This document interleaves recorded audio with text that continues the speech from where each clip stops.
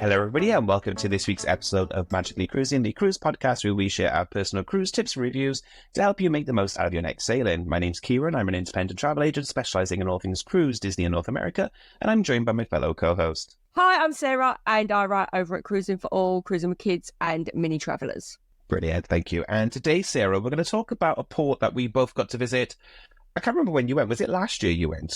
I think it was, wasn't it? The start of last year you went. No, it was the year before now.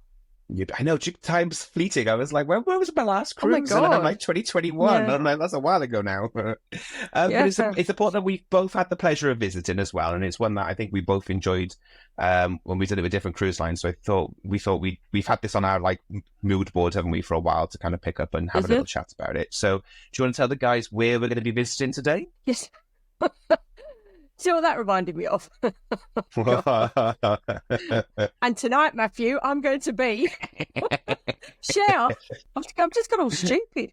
Today we're talking about Mykonos cruise port, which is a Greek island, and I think we both fell a little bit in love with it, didn't we? Yeah, definitely. So I guess, do you want to start then? Tell us about, and I'll share mine as well after you, but how did you get to Mykonos, I guess is a good place to start. So which cruise line? And then I guess another one as well is which port did you embark from on the start of that sailing to do your Greek island cruise? Yeah, so we cruised with Royal Caribbean, and I think when we went, I think there was three ships in. So as soon as we were stood on deck in the morning, I saw them, I thought, oh, here goes, because obviously we'd had our Santorini experience, which was hammered, but it was just such a different experience. So we docked in the old port of Mykonos town, which is called Chora. I hope I've got that right. And we actually, so some people attended, but we actually docked at the old port. And the people that attended were getting ferried. Some were getting taken to the new port, which takes you straight into Mykonos, which is called Toulos. And some were getting taken to Chora, which is like a bay, and it's around the bay. But we got off and we were there. And from that, it was really, really easy to get across to Mykonos. So we did it with Virgin. So last October, we did a back-to-back Greek Island Glow. So we actually did the same itinerary 2 weeks in a row. So we got to go to Mykonos 2 weeks in a row. And Virgin overnight in Mykonos as well. So you can actually spend the whole night in there. Now, for us, it was a bit weird because it was the end of the season. So a lot of like the bars and the nightclubs were kind of closed, the ones we were looking to get to anyway. But yeah, we had the same experience. So week one, docked in as well. So we docked in and we had to kind of get the water taxi over to kind of the main downtown area of Mykonos type of thing. Week two, we then tendered in as well. So we were part of all the tender boats in as well, because Celebrity, obviously in the hierarchy of who's paying the most for docking, Celebrity paid more than Virgin that day. So they got the land dock and we had to tender in the second week. Is that how it works then? The ones that pay the more? Pretty much. Yeah, whoever pays the most for that day, obviously, whoever outbids each other, they all kind of get the priority tendering ports. Same thing happens in like Couture as well, because obviously you all tender in order. So whoever's willing to pay the most tenders the closest as well. So they get the shortest tender time as well. Do you know, I mean, we've discussed this before. I like tendering. I'm always really secretly happy when I get a tender on my itinerary, but a lot of people hate it, don't they? It's really weird. Yeah. Some people love certain.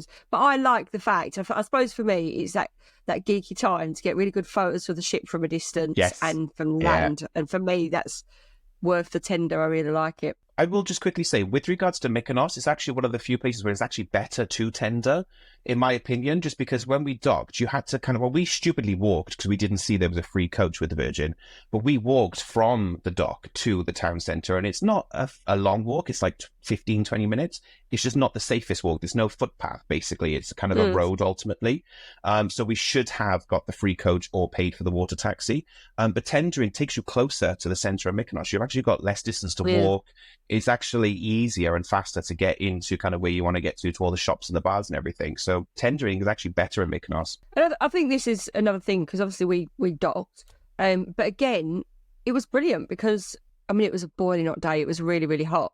And the sea bus took 8 minutes and it cost €2. So you get off, you get on the bus, you have to pay cash, and you pay each way, and you just pay your €2, and so you've got two stops. So you get off at the second stop, because the first stop takes you round the bay, which you can walk around, and you've got your shops, you've got a little beach, or you go right across and you're right in the middle of Mykonos, where you can walk up to Little Venice. Yeah.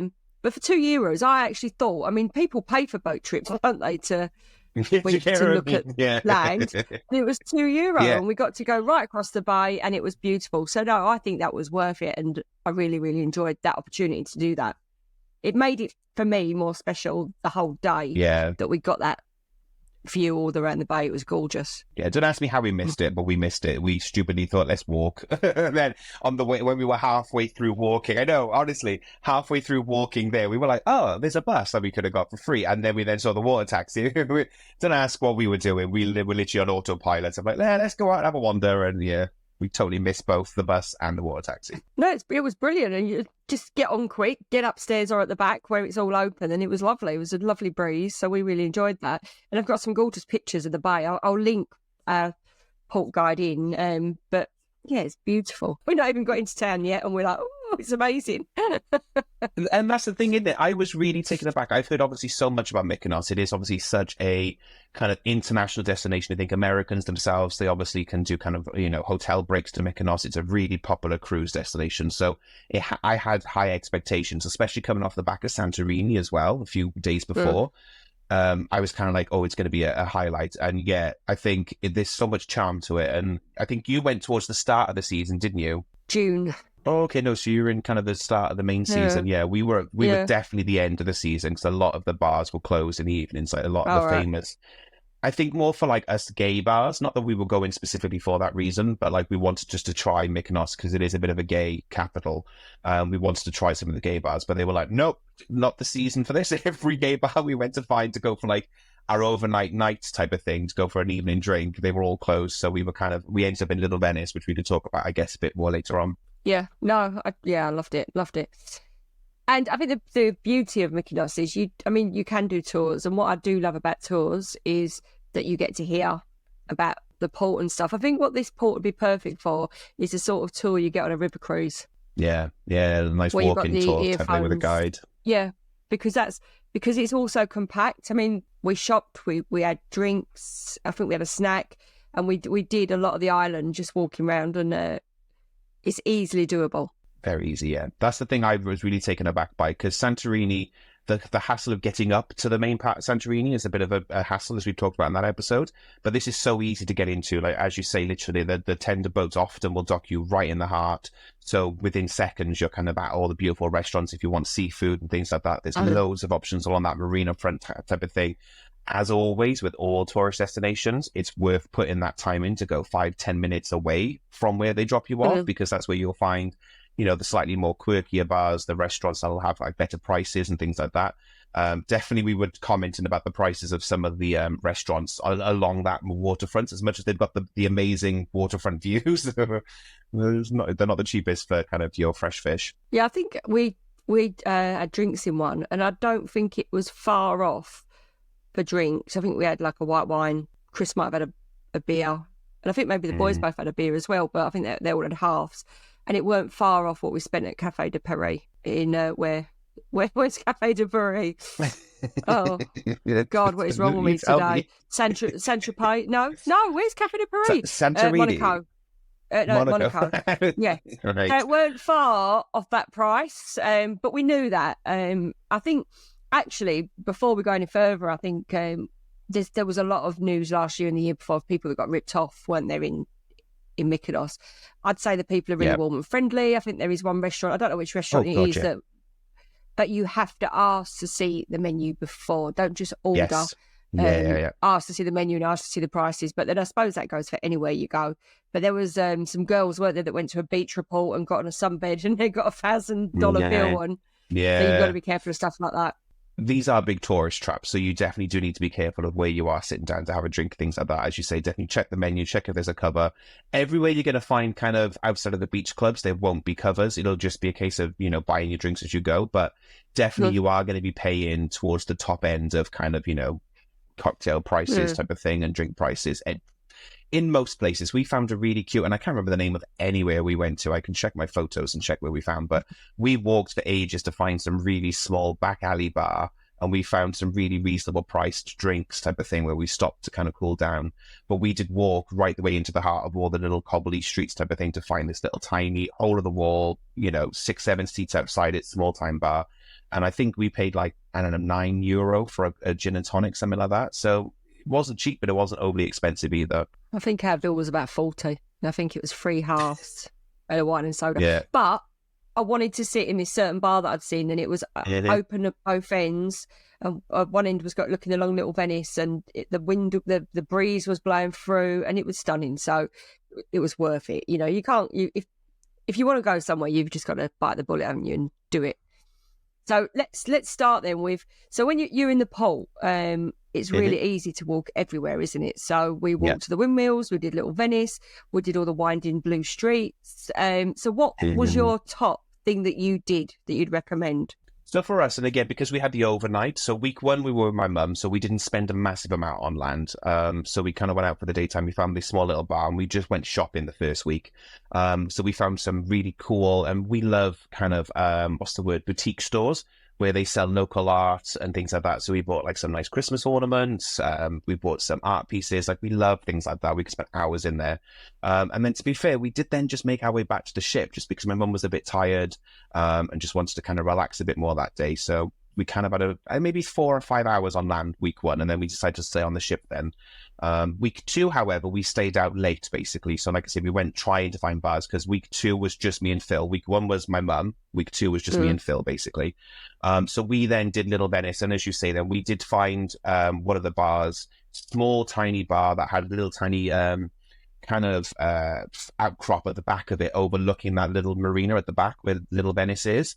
And we sat there for sunset and we drank cocktails, and it was just the most incredible experience. That golden sunset, seeing the ships in the distance tended off type of thing, overlooking. Well, in fact, if you're watching on YouTube, this is the view that we had looking the one-way type of thing from where we were sat drinking cocktails. So as the sun was coming down, you could see all the windmills on the left. You could see the open bay on the right type of thing. It was just absolutely beautiful. So I loved that experience. That was a great little find. And again, if I could remember the name of the bar, I'd share it, but I can't, but it was definitely right on the waterfront. You had to kind of push through to get a seat, and it was a bit of a fight. We had some people who were getting a bit grumpy because we had the prime spot right at the very front, and then other people were kind of sat next to us where they were slightly in. But I was like, "Oh, it sucks to be you. We were here first," type of thing. So. Oh, it's gorgeous. I mean, to get to Little Venice, I mean, when you land in the pole, however you've got there, you just walk, you follow the crowd almost. So if you're standing with your back to the bay, you just go forward, don't you? And you've got all the winding streets, and it's to the left facing the island. It's to the right of the island, Little Venice. So you just walk up through the winding streets, which for me is just part of the whole thing, because just everything's so blue and white, isn't it? And I just love that. And then you head right, and that will take you to Little Venice, and you can walk right along there. And there's shops, there's bars, isn't there? So. But then also to see a lot of the winding streets, which again is just a real highlight for me. Go up the back streets, and I mean, I'm not saying look in people's windows, but if you spend money on the island and go and explore and look at all the little alleyways and walk up those streets with blankets hanging out, and it's just stunning. It's just beautiful.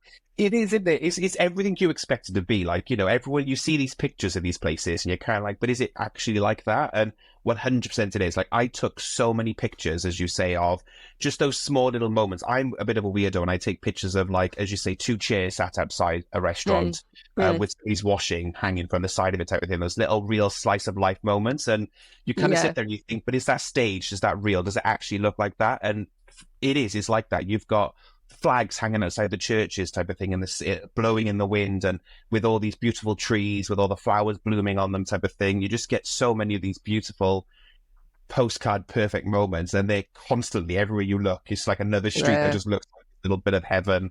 It is a beautiful place to spend the time and slowly explore it. Don't rush through it to kind of get to the windmills and get to Little Venice. Definitely just take your time, sit and have a coffee somewhere on People Watch. It is just, even though I think there were like 5 ships in the day, one of the weeks we were in. So we were like, oh, it's going to be really busy. But because there are so many side streets to get lost in, you could easily find a little quiet corner to sit in and just take in that Mykonos vibe. And definitely, because I was adamant I was going to get these pictures of the streets. So I just went away from the crowds. I went in the opposite direction, and it just filters out. I found the name of the bar. It was called the Griparis Mykonos bar. Okay. That's the one we went in. So you can walk in from the street, the winding street, and then you go through, and you end up down on Little Venice, and it's just stunning. It's on our post on Oh, it's just stunning. I haven't done my post yet, but I'll see if I can find. I'm going to click on my pictures and click on the map to see if I can find the name of the one we went to as well. But again, these places are tiny, aren't they? Like these bars, they're really small, all on the front. Rhapsody. I can't even say that word. Rhapsody. There we go. I had to slow my brain down there. It's like dyslexia brain kicked in, and I was like, Rhapsody. Yeah, Rhapsody Bar was the one we went to. I think it was rebranding at the time. So when we looked on Google, it was called something else when we got there. So we walked past 4 times, going, is this actually it? But again, really small. And the owner takes no prisoners when it comes to telling people that, no, tough, that's where you're sat. Somebody was trying to basically push us out of the way to sit in the window. And she was like, no, you're sat there. That's, if you don't want to sit there, leave. And very much as well, very strict with the drink policy. You have to buy a cocktail. You can't just buy a coffee to sit in the window. She's like, no, if you're having coffee, you sit inside. If you want to sit there, I was like, I kind of wanted to high five her. I'm like, no prisoners, love it. I bet if you've not been to Mykonos before, when you go along that Little Venice bit, it's like everything's joined, isn't it? So you've got the front of all the bars are all open, and then you've got seats along the walkway. So people are walking along that constantly. So it's really a hub. It's just really busy. I mean, if I was sat right on the waterfront, I think I'd be a bit irritated by people barging past me. But I think a lot of them, it steps up, doesn't it? And then you're in the bar, and then you've got a bit of a view over the people. But no, I loved it, and I next time I go back, I'll go and do the same again because I loved it. But what also I did want to do is explore the island. I was so excited to see the Mykonos windmills, but also the churches. So because of that, they're just a huge part of the island. So did you go to the windmills? Yeah, we did. We did it both times actually, and it was very windy the first week. So none of the pictures made the cut basically because obviously I've got quite long curly hair, and all you've got is just my hair doing that and all the pictures. So they haven't made the cut, any of the pictures of us at the windmills. But no, it was really cool to kind of go see there and also see the different states of what's the word, like protection they're doing on some of the windmills. So obviously some of the windmills are sponsored and they're being maintained and looked after, others aren't. So it's just kind of cool to see that as well, just to see how much work is going in to preserve that few of those windmills as well. I mean, I did a bit of research on this because when I went to the island, it just makes you interested in the history, doesn't it? So they used to be a huge part of the island economy, and they've been used for centuries, but they were grinding wheat and barley into flour. But there's only 6 left now. But that's what you can see as you're looking over the hill. But you've got to go to see it, haven't you? Because you can see it from the distance, like in your picture there. But when you're actually stood there, it's just, they're stunning. They're just so beautiful. And again, we both went on a blue sky day. I mean, it was glorious the day we went. It was boiling. And just to stand there and they're against the sky, it was something else. And it's just natural. It's not forced. I mean, I love all the theme park stuff, but this was just natural beauty at its best. That's the thing in there. It's as I say, that you have this vision, you see these pictures and you kind of like, but does it look that majestic in person? Because you have that whole Instagram versus reality in most tourist destinations.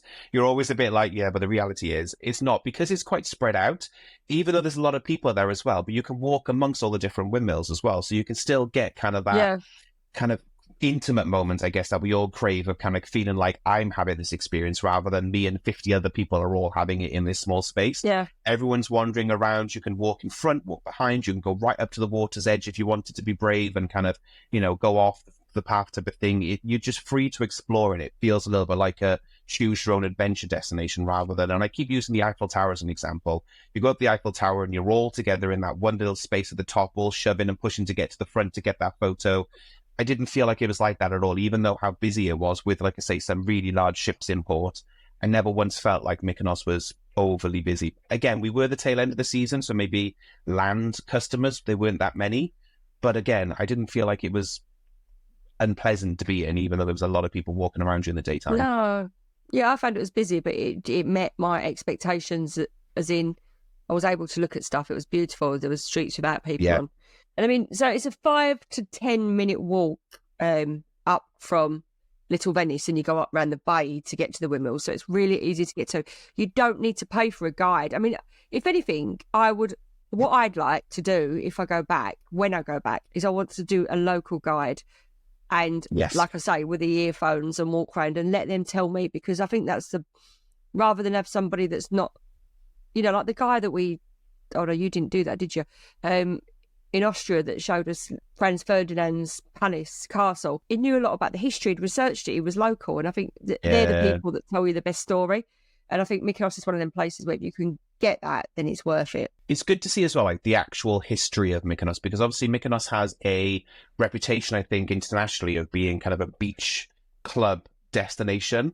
And what I found, and I was worried about that, I thought it was going to be nothing but beach clubs and you would have to pay a fortune to go sit in one of the bars and sit there and have that kind of Ibiza-esque beach club vibe, but you 100% don't. There's so much you can do without having to pay if you didn't want to. If you just want to have that Mykonos moment and not pay to sit in a bar or a club, you can do that as well. There's so many side streets, so many little like I think what shocked me was things like if you wanted to gyros and you wanted to have like just a snack, there are loads of places to get like a gelato, an ice cream, a coffee. It's not everywhere on there. And actually, if you watch a lot of like the TV shows or reality shows when they go, they're all staying in the beach clubs. They're all staying in the hotels and the resorts type of thing. And they're having that bougie, lifestyle. It's not. It's very much boutique shops, boutique restaurants, loads of artisan stores. You get a lot of that type of stuff as well. I think that was my biggest culture shock when I went. I thought it was going to be sat in a bit expensive bar somewhere, but no, we found loads of little off the beaten path places to sit and dine that we didn't have to spend a fortune in to enjoy ourselves. Yeah, and I suppose shock horror, I don't watch those reality shows. Like, I've never seen any of them ever. Really? So I didn't have that. Yeah, I didn't. All my friends are like, what do you mean you don't watch Married at First Sight? Yeah. Football's always on in our house and sport. So, but yeah, and I'm not a big telly watcher anyway. We've discussed this before, haven't we? While they were watching something, unless I'm watching a box set, I would never watch a. So I didn't have that preconceived idea, which I'm really glad of. But so I'm gonna give you some geeky facts now. But I found this really interesting. Right? Do you know how many churches there are in Mykonos? Oh God, no! But I'm guessing it's gonna be over 100. There's more than 1,000. No way! Oh my God, that's crazy. I read something on this, and I don't know where I read it, but it was something to do with a lot of homes have registered themselves as churches. Really? So that's why. Yeah, so I suppose because of the religion, is it Orthodox? Yeah. I think it's a lot of Catholic, isn't it? It's very Catholic, I'm going to guess. Yeah. I guess. It was a fact, but I would guess. So and a lot of the churches are Agios and Agia. So Agia is the feminine term. Agios is the male term. And that means saint. So, we have Saint whatever church, then that's what. Yep. So if it's Agios, then it's a man saint. If it's Agia, it's a lady saint, which I just found quite interesting. So, but I think you've got to go. I mean, if you're watching on YouTube, this church behind me, if you look at where the windmills are, it's behind the windmills. It's another like 5-10 minute walk. It was a bit of a trek, but I just really wanted to go to it. And this is called Agios I can't even say it. Cherolumbus. That is probably not right, sorry. But it's literally on a hill overlooking the Aegean Sea, and that's it. That's all that's there. And it's right behind the windmills, and the views are stunning. So it's worth walking up to there. And I mean, it wasn't busy because a lot of people don't. Yeah. But that, to me, is a typical Greek church. Yeah. But when you're in town, you've got the Agios Nikolakis, which is St. Nicholas, and that church is tiny, and that's in the old Port Bay. So I don't know if you saw that one. It was like you had to duck down to get in it. No, Did you see that?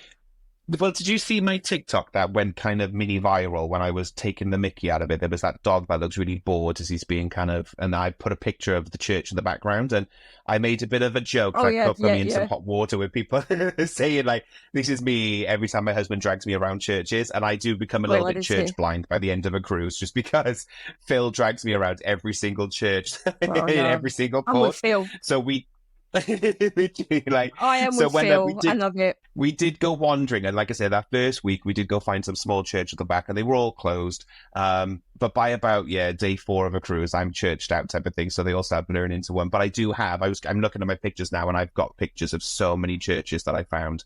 And in fact, there's one picture of a little square where there's loads of restaurants set up outside, and there's 3 churches in that square alone, type of thing, just framing the square. So there's a lot of churches there, definitely. So one of those is the Metropolitan, I think. Has it got like a big tower on the top with a bell? I mean, that was stunning. And it had all bunting outside of all different countries. Oh, it was stunning. This is a Catholic church, this one. I don't know what it's called. I can't read the name on it because it's in Greek, but there's, yeah, lots of churches. There is. There's literally churches on every corner. And I think you don't have to be religious to appreciate a church, do you? It's the architecture, and I think Greek churches are stunning. One of my favourite ones I've taken a picture of, and it was just beautiful, and it's in this little tiny forecourt, and unfortunately we can't show it on the screen type of thing, but it's got the tall tower at the top with the bells on it type of thing, but it had flags all across, like this little alcove it had. That's the Metropolitan. Is it? Okay. It was just beautiful. As you say, even if you're not religious, and I'm not, it's very quiet and instilling when you see a beautiful church and you kind of see it as a cornerstone of a square or of a town or something like that, and you kind of go, oh, that's why these churches were so prominent, because they were the cornerstone of community, obviously, back in the day. And it's lovely to see that still now, whereby you've still got those cornerstone churches. And so actually, I'm going through my pictures now, and I find it. Actually, there's a lot more churches in the pictures that I didn't realise were churches. It's funny, looking at the skyline, and it's all just crosses everywhere in the skylines. I mean, as Chris grew up, even as a teenager, he had to go to church every Sunday, and he would, like, when he was younger, he was a choir boy. He was like, one of the kids that walked in the red dress in front of the vicar. Really? So when we were away, he just runs in the other direction. Oh, church! He's like, oh. Well, we were raised Catholic originally, and then as and when I turned, I can't remember what age, like about 4 or 5, and my mum was never really like overly strict about it because she grew up Irish Catholic. So she's just grew up to be a little bit more relaxed a bit with my age, under the thing of, not that she did had a bad time being Catholic, just it was a lot stricter, particularly being Irish Catholic as well. Yeah. So she was a little bit like, I don't want a forced religion upon you. So I grew up in churches when I was very, very young, and then weirdly, just overnight, we stopped going. And I've just never really felt the urge or need to kind of go into a church, I guess. But I do appreciate buildings, definitely. Yeah. I think because my dad wasn't really particularly religious, and was like, you make your own mind up. Like, I wasn't even christened until I was older. So I suppose I just feel like I've missed out on something. I don't know, but I love just go. It's the buildings that I love. It's the buildings. I just think they're stunning. But yeah, I mean, there's a lot to look at. Right, okay, so the weather, I've got it in front of me anyway. That's because I'm glad you have, because I haven't. But... Because if you're travelling to Greece from America, or is there a certain season that cruises go into Greece? Generally, yeah. So it's like anything. European cruise season typically will be around about kind of late April, right the way through to kind of mid to late October. There are obviously outliers. MSC will cruise all year round, just because MSC do. They've got a big European presence. And then some cruise lines like Princess, they may sail slightly earlier. So obviously Sun Princess has just launched now. She has been doing some Greek island sailings. The weather will be good compared to, say, the UK, for example. It's just not going to be amazingly hot type of thing. So if you've got the averages in front of you, but typically anyway, the Mykonos season, if you're looking to kind of go to like the beach clubs, you want to kind of go when it's open, you are looking kind of late April through to kind of September time if you want to catch when it's at its best, basically. We went in October, and like I say, the season ended quite literally September. None of the nightclubs, none of the late night bars were open.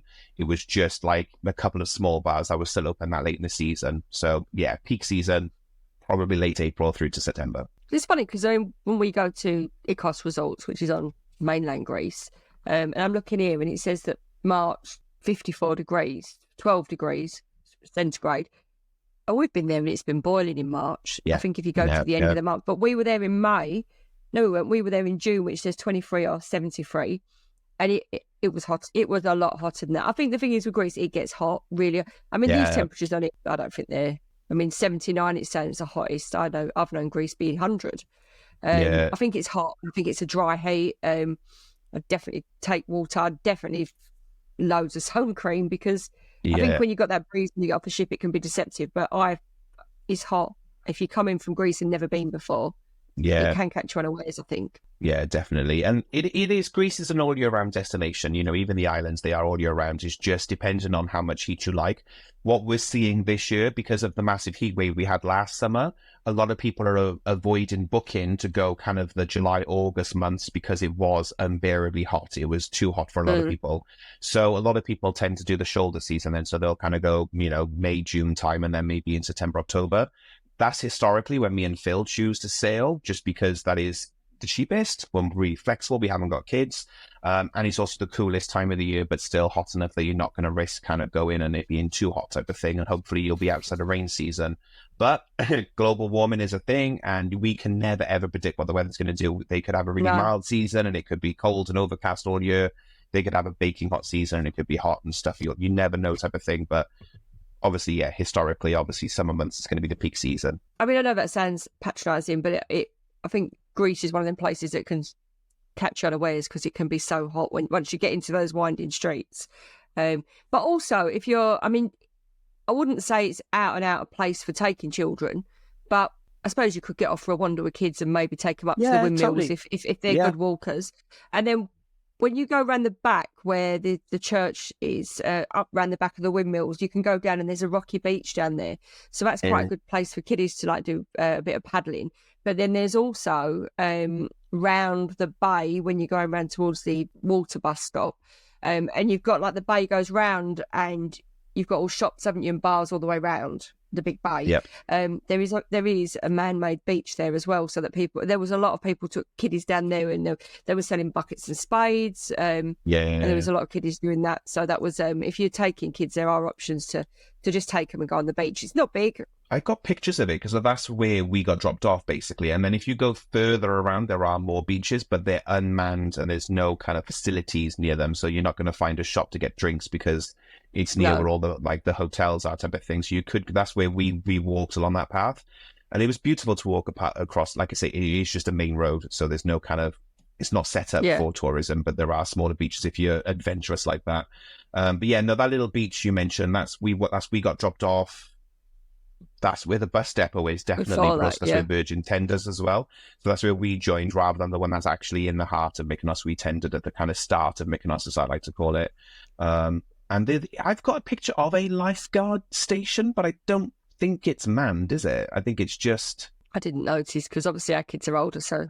It's marked as a first aid station if you're looking at my pictures, but definitely when we went, there was nobody staff there. But again, we were kind of at the tail end of the season, so I don't think they were expecting many. But there were people swimming in the water, definitely in October. There was people sunbathing in that little beach area you're talking about as well. So it is possible, definitely. And like in Mykonos as well, it's such a popular port as well that I think you'll struggle to find a cruise line that doesn't go there at some point during the year. Obviously, it's all seasonal, but we've done it with Virgin. You've obviously done it with Royal, but when we were there, we saw P&O cruise lines, UK P&O. That is, I don't know about Australia P&O, but definitely UK P&O cover it off.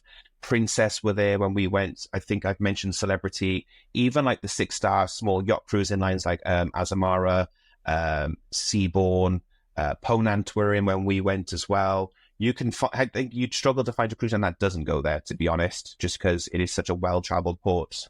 And I think Norwegian Jade was in when we were in as well. I always forget about NCR. It was really bad at me, but I always forget about NCR. No, but it was a favourite for me because I think it's more natural. It's more, there were excursions. You can go excursions to beach clubs. You can go to the other side of the island and all that.